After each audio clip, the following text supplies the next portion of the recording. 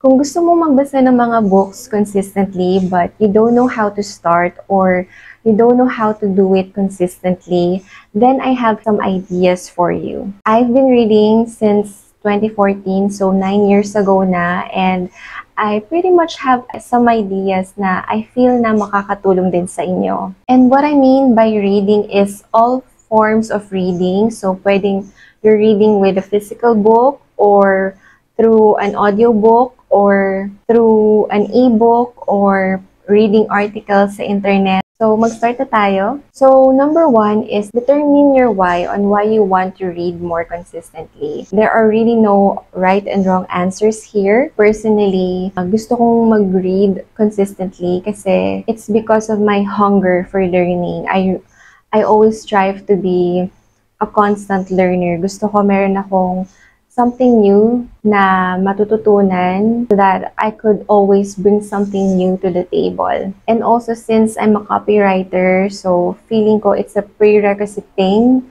na kailangan nagbabasa talaga ako to be a better copywriter. Reading has a lot of benefits, pero ikaw, ano ba talaga yung reason mo why you want to read more consistently? So my next tip is read what you want to read. So if you're a beginner, mag-start ka muna sa mga gusto mong basahin.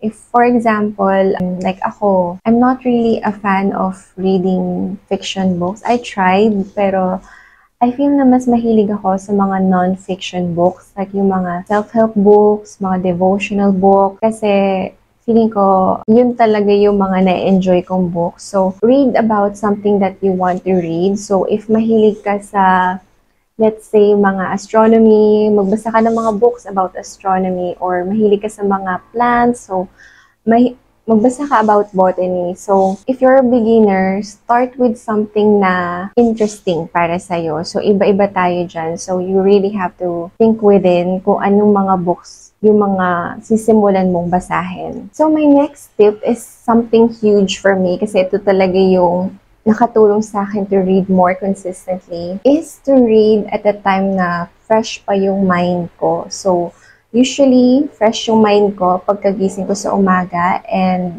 usually after taking a nap. So, take advantage ko yung time na raw pa yung mind ko so that ginagamit ko yung time na yun to learn something new. So, every day, pagkagising ko sa umaga, yung book na babasahin ko is usually on my bedside table and usually nagbabasa na ako at that time. Kasi I know na hindi ako magbabasa kapag pagod na pagod ako or kapag I have a lot of things on my mind. So, mas maganda piliin mo yung time na wala kang masyadong iniisip so that mas magiging enjoyable and mas magiging pleasurable yung pagbabasa para sa'yo. My next tip is read at a consistent time. So, like I said kanina, nagbabasa ako usually pagkagising ko kapag fresh pa yung mind ko. So, it may not be the same for you. Maybe you want to read at 3 p.m. in the afternoon or maybe before you go to sleep. I feel na mas mabibuild mo yung discipline mo sa pagbabasa if you have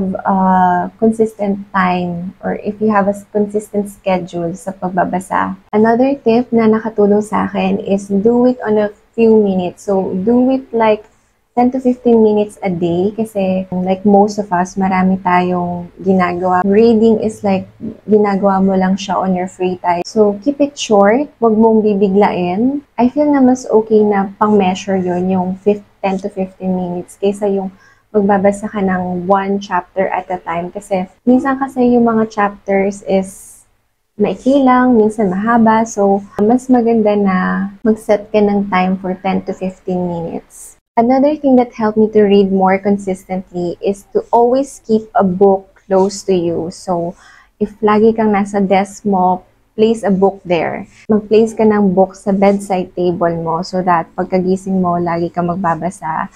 When you're on the go, always carry a book with you. Tanda ko dati, nung hindi pa uso yung mga smartphones, pag pupunta ka sa salon and medyo matagal-tagal ka doon, I usually bring a physical book with me. Hindi ko binabasa yung mga magazines na nandun. So, at least ngayon, medyo mas madali na kasi nauuso na yung mga e-books, mga audiobook. That way, mas consistent ka, makakapagbasa. My next tip is it's okay if meron kang mga araw na hindi ka nakapagbasa. For example, meron kang sakit, like ako, in those 9 years na pagbabasa consistently, may mga araw talaga na hindi talaga ako nakapagbasa. And usually, yung mga araw na yon, it's either may sakit ako or I don't feel like reading.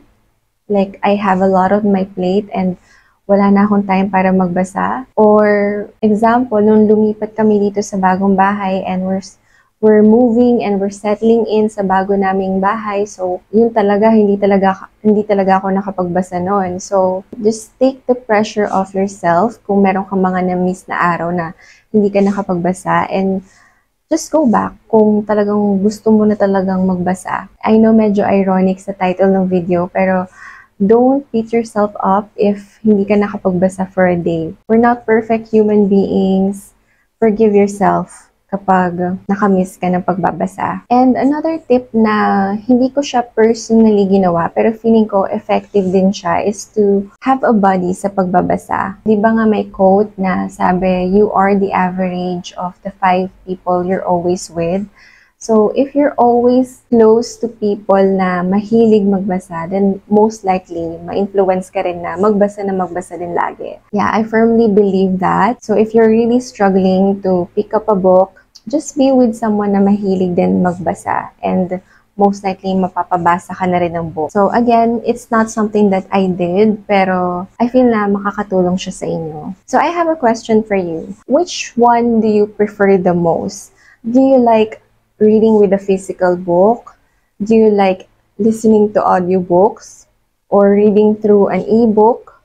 Or reading through an article? Let me know in the comments below kasi ako, I like all of them. I tried all of them. But if I really have to choose one, I would like to read yung with a physical book pa rin kasi I love highlighting and annotating. I love the feeling of flipping the pages. Let me know in the comments below and I'll see you guys in my next video. Bye!